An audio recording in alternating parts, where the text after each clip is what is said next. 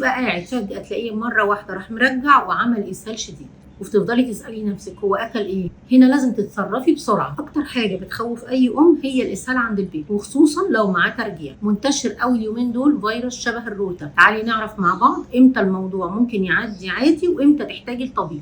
الإسهال الفيروسي اللي هو زي الروتا بيجي فجأة للطفل، بيبقى قاعد فجأة تلاقيه مرة واحدة راح مرجع وعمل إسهال شديد، وتفضلي تسألي نفسك هو أكل إيه؟ المشكلة مش في الإسهال نفسه، المشكلة في توابع الإسهال اللي هو الجفاف. لو البيبي بقى وشه شاحب، بطل يرضع أو يشرب أو عيط من غير دموع، هنا لازم تتصرفي بسرعة. لازم تستشيري طبيب. وقبل ما تبدأي بالخطوة دي، السوائل مهمة جدا، وفي بعض الحالات الدكتور بيوصف محلول جفاف خاص بالأطفال زي الهيرو أو البيديالايت. ما تستنيش لحد ما الحالة تسوء. لو الأعراض قوية أو البيبي صغير جدا، لازم تدخل طبيب فورا. ما تنسيش تعملي لي لايك وشير وفولو عشان كل المعلومات اللي هنقولها تهم.